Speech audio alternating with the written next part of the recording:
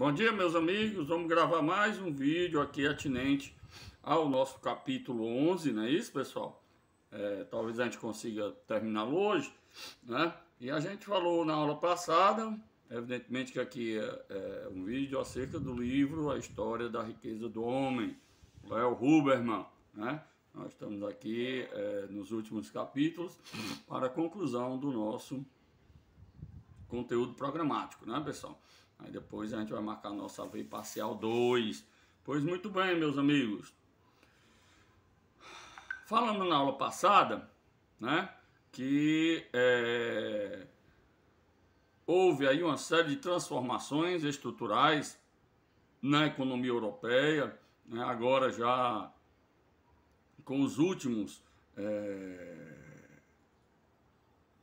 encalços da política, né, econômica atinente ao regime feudal, né, agora a Europa já numa transformação que fora realizado pelas constantes revoluções comerciais. Há uma acumulação de capital, é isso que a gente viu, e essa acumulação de capital vai redundar no surgimento das primeiras indústrias manufatureiras, isso na cidade. No campo, há transformações também profundas na estrutura fundiária, não é isso, pessoal? Nós vimos também com o quê?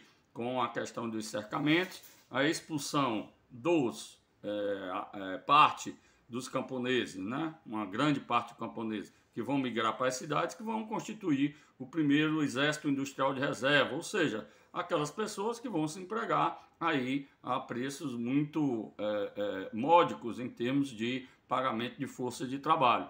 Evidentemente que a força de trabalho ela tem um pagamento mínimo, por isso que nós temos a instituição do salário mínimo. Qual é a ideia? É o mínimo para a pessoa sobreviver, né, e também conseguir reproduzir a sua família, ou seja, dar conta das necessidades vitais de sua família. Esse é o mínimo necessário para que as pessoas possam ter uma vida minimamente digna, né? Vamos pôr nesse sentido, uma vida humana, né? Abaixo disso, abaixo de um patamar que você não pode nem comer, nem dar de comer aos seus filhos, né? O mínimo básico, aí é o que o Marx chama de superexploração da força de trabalho. Aí as pessoas tendem a perecer muito jovens, né? Tendem a morrer muito jovens, não é isso? Se isso acontecer. Então, por isso que a instituição do salário mínimo é nesse sentido, né? O mínimo necessário para uma vida digna. Pois muito bem, falamos também, né, pessoal, que do ponto de vista do Estado, né, do ponto de vista do Estado, o Estado agora tem toda uma atenção voltada para o incremento da arrecadação pública. Neste sentido, ele vai ter como aliado os grandes, agora, comerciantes e os produtores, né, das indústrias, né, daquele capital. A inovação ela vai ser agora cada vez mais incentivada, tanto pelo governo como os próprios capitalistas. Para quê? No sentido da produção, ela ganhar mais, né, volume e no sentido, consequentemente, né, aí conseguir boas exportações, né? Conseguindo boas exportações, os estados nacionais aí garantem uma balança comercial favorável, que é aí agora o objetivo de cada nação, né, pessoal? Para que não tenha um déficit na balança comercial e tenha que pagar em ouro e prata para outros países. Neste período aqui, como a gente já salientou, né, pessoal? A medida da riqueza já né, a quantidade de metais preciosos que são aí armazenados nos cofres do ponto de vista dos reinos, dos copos da coroa, não é isso? Pois muito bem, medidas restritivas para a saída de ouro e prata foram tomadas, como a gente também falou, né? E a gente terminou aqui na importação de talentos. Começa a ter aí uma guerra para a importação aí de uma força de trabalho mais qualificada. Por quê, né? Porque essa força de trabalho mais qualificada, pessoal, vai redundar numa produtividade maior, não é isso? E nesse sentido, vai haver um incremento da produção, né? E o incremento da produção vai levar aí ao estímulo ao comércio e uma balança comercial favorável, que nós também falamos, né? A contrapartida dessa importação de talentos, essa época a gente ainda está né, na Idade Média, é bom que se frise, e a Igreja Católica ainda tem o monopólio religioso. Não só esse, né, o monopólio de manter tribunais. Ainda tinha a Santa Inquisição nesse período, né? Então, muitas das religiões rivais são expulsas, né, da Europa, vão para outros continentes, como a América, né? Muito bem, povoar a América, nós recebemos muito aqui, né, sobretudo no Nordeste brasileiro, muitos judeus, né? Pois muito bem, a instituição das patentes, assim como estrangeiros, cujos conhecimentos seriam úteis à indústria, deviam ser protegidos também os inventores de novos processos, eram amparados pelo governo. Vamos aqui repetir. Aparece a instituição das patentes, né? Assim como estrangeiros, cujos conhecimentos seriam úteis à indústria, deviam ser protegidos também os inventores de novos processos que eram amparados pelo governo. Muito bem. Jean Braz de Ferrer, que é um exemplo citado aqui no autor, página 124, construiu um moinho moderno em 1611. Havia uma multa prevista de 10 mil liras para quem o copiasse, mais o confisco do moinho que fora copiado. Incentivo à pesquisa e inovação empresarial, como a gente salientou, esse, né, ainda são os grandes pilares para aí um projeto nacional de desenvolvimento econômico, né? Ainda é, pessoal, a pesquisa e a inovação, né? Não tem outro caminho, né? Muito bem, subsídio à produção industrial. A indústria têxtil francesa recebia na gestão de Colbert 8 milhões de libras. Esse Colbert era uma espécie de ministro das finanças francesas e ele, de tão relevante os serviços prestados à coroa francesa, esse período aqui do mercantilismo, também do metalismo, como se chama, né, também, poderia ser chamado de colbertismo, né, dada aí a importância de Colbert. Aí, ele está só aqui atrapalhando a nossa área, não sei porquê, acho que ele é contra alguma coisa que eu digo. Pois muito bem, subsídios dessas produções, né, eram realizados não só na França, também na Inglaterra, né. O bem-estar dos súditos dependia do estabelecimento de artes e manufaturas, com a esperança de que proporcionem enriquecimento e progresso a este reino, para que não temos mais de procurar nossos vizinhos como se fossem mendigos, buscando aquilo que não temos, e também porque é um meio fácil e bom de limparmos nosso reino dos vícios da ociosidade e a única forma pela qual deixaremos de ter que mandar para fora do reino o ouro e a prata para enriquecer nossos vizinhos. Era a perspectiva, né, de Colbert, dessa época aqui, né, de produzir tudo aquilo que era necessário, né, para aí, a satisfação do reino, né, e ainda exportar o excedente, sem precisar importar nada de ninguém. Qual era aí o sentido desta política, né, pessoal, da política mercantilista? Era a acumulação de metais preciosos no cofre da coroa, e isso foi levado às últimas consequências.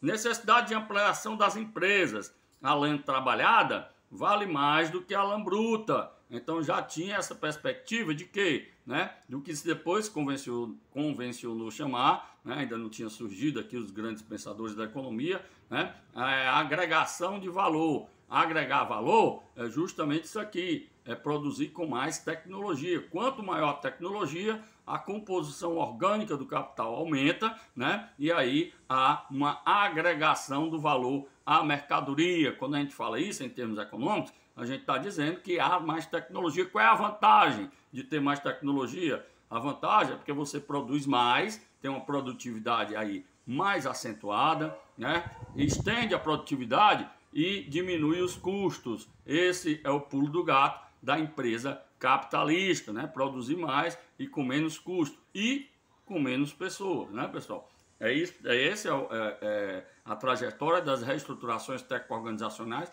e tecno-produtiva desde o século XVIII até os dias atuais, né? Descobrir uma forma de produzir mais com menos custo e com menos pessoas. Para o quê? Porque o grande capital, ele quer simplificar o trabalho nesse sentido, de quê? De não depender de ninguém. Evidentemente que isso aí vai ter as contradições desse processo.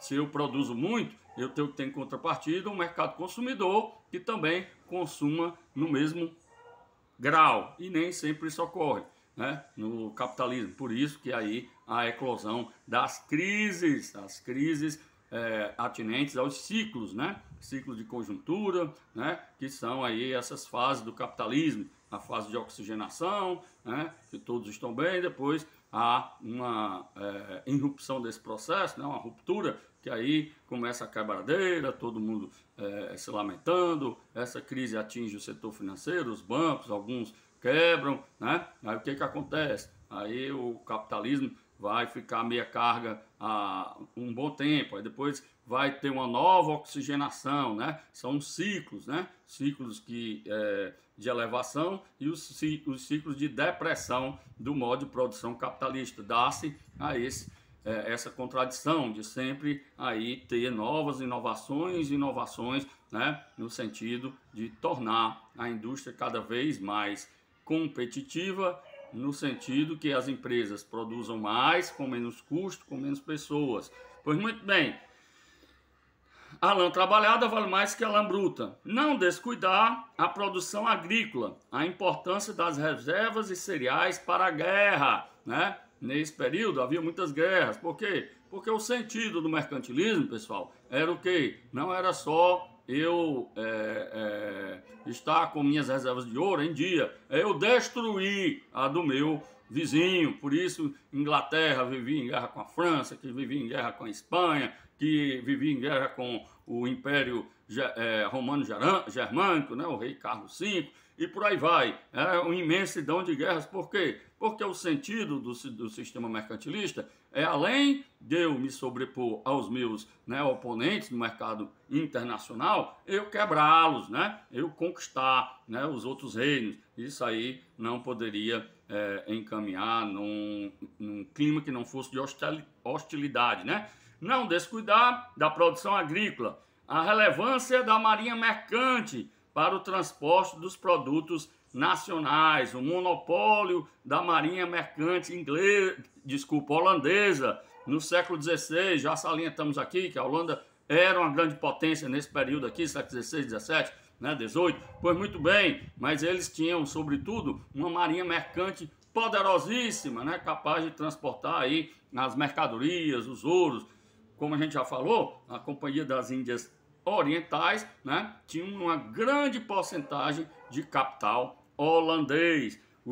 Aí uma citação aqui do navio, desculpa pessoal, lá do livro, né? Os construtores de navio recebiam prêmios governamentais. Os produtos da indústria naval eram incentivados, alcatrão, piche, madeiras, fortes, etc. Eram buscados e podiam entrar no país sem pagar taxa nenhuma. Os homens eram obrigados a ingressar na marinha. Na França, os juízes deviam condenar os criminosos às galés, sempre que possível. Na Inglaterra, a indústria da pesca era estimulada por constituir uma escola de treinamento para os homens. Tudo isso no sentido de quê, né, pessoal? De incrementar a marinha mercante e a marinha de guerra também, né? Que era muito importante. Um dos primeiros a compor uma marinha de guerra poderosíssima foi aquele rei que a gente citou aqui no último vídeo, né? O Henrique VIII fez uma baita de uma revolução nos navios, né? Botando lá canhões, etc, etc. Tanto é que a Inglaterra se sobrepôs como uma marinha de guerra por muitos e muitos anos, né? Que ela reinava como o império que sempre tinha o sol nascente, né? Porque sempre havia alguma parte, né, dos potentados ingleses, enquanto um estava já escurecendo, o outro estava o quê? Amanhecendo, né? Então, isso deu-se também por conta desse poderio naval inglês. Política colonial, relação entre metrópole e colônia também emerge nesse período, né, pessoal? As grandes descobertas, entre aspas, né? Aí nós fomos vítimas disso aí também, né? Dessa construção, dessa relação entre metrópole e colônia, que nós conhecemos muito bem.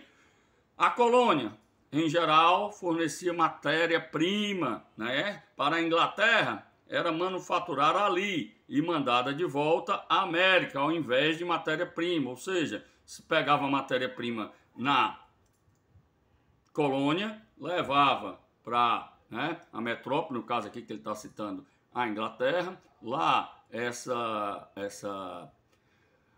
matéria-prima ela é beneficiada para voltar lá, no caso, né, da Inglaterra, o que hoje a gente chama Estados Unidos da América, mas não era, né, as 13 colônias, para voltar para lá para ser vendida e comercializada lá, mas o lucro ia ficar com quem?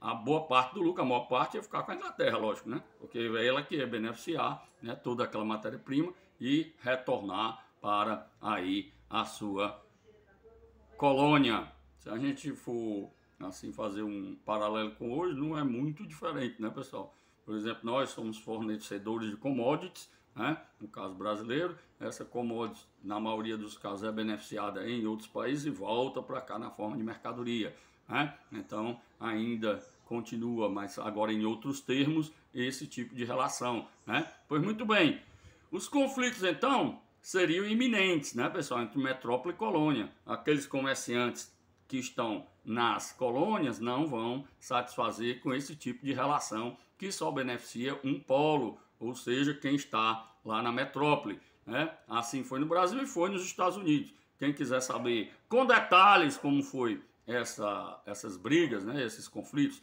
entre metrópole e colônia, tem um livro do nosso autor, Léo Huberman, que é a História da Riqueza dos Estados Unidos da América, né, que vai contar isso com os mínimos detalhes, como foi o processo aí de independência dos Estados Unidos em face desses conflitos contínuos com a metrópole, né? O último embate foi a questão do chá, né? O lucros do chá, porque tinha a Companhia das Índias Ocidentais, que era sediada na Grã-Bretanha, e ela estava aí a perigo de falir. Aí, como um último sopro de resistência, o governo inglês impôs, né, que ela tivesse aí o monopólio do chá, né, para que pudesse aí ter uma oxigenação em seus lucros. Os comerciantes lá dos Estados Unidos não gostaram e acabou redundando aí na precipitação da independência dos Estados Unidos da América. O senhor Francis Bernard, na página 129, vai contar nesses termos essa relação. Olha, os dois grandes objetivos da Grã-Bretanha em relação ao comércio americano devem ser: obrigar seus súditos americanos a comprar apenas na Grã-Bretanha todas as manufaturas e mercadorias europeias que ela lhes puder fornecer. 2. Regular o comércio exterior dos americanos de tal forma que os lucros deles oriundos se centralizem finalmente na Inglaterra, ou seja, aplicados à melhoria do seu próprio império. Vejam só, né? Uma relação que só beneficia um polo, ou seja, aí os comerciantes lá da metrópole, né? Pois muito bem, capitalistas comerciais da metrópole, defesa dos próprios interesses tomados como interesses nacionais, riqueza nacional, poderio nacional, frases ocas, né? Na realidade, os capitalistas comerciais da metrópole estavam interessados na expansão de seus lucros. Aí sempre havia essa questão, esse pano de fundo, né, falso, de dizer que era riqueza nacional, poderio nacional, nada disso, né? Era a acumulação de lucros dos produtores e comerciantes da metrópole. O rei em busca de dinheiro, a aliança com capitalistas comerciais e banqueiros, né? Na página 130 tem esse fragmento. Ó. Eram por estarem sempre em dificuldades monetárias que os governos davam tamanha importância ao amontoamento de metais preciosos. E como acreditavam também que o tesouro podia ser obtido pelo comércio, era natural considerar os interesses do Estado e da classe de mercadores ou comerciantes como idênticos. Foi assim que o Estado tomou como sua tarefa principal o apoio e estímulo ao comércio e a tudo que se relacionasse com ele, né? Se havia acumulação de capital no comércio, parte dessa acumulação ia ficar com os governos, né? Na forma de impostos. Por isso havia um grande incentivo aí a esse incremento desse comércio e, portanto, aí dos lucros, né? A economia girava em torno do capital comercial, relação perde-ganha. A destruição comercial dos estados rivais era o objetivo perseguido. Resultado, sucessivas guerras, como a gente já mencionou, né? O arcebispo de Canterbury, em 1690, declara o seguinte, entre aspas, em todas as lutas e disputas que nos últimos anos ocorreram nesta parte do mundo, julgo que, embora alegassem objetivos altos e espirituais, o fim e o objetivo verdadeiros eram o ouro e a prata, a grandeza e a glória secular, né? Então nós vamos encerrar por aqui, pessoal, né? Fiquem aí com Deus, tenham um bom final de semana, felicidade a todos e a gente se reencontra em breve.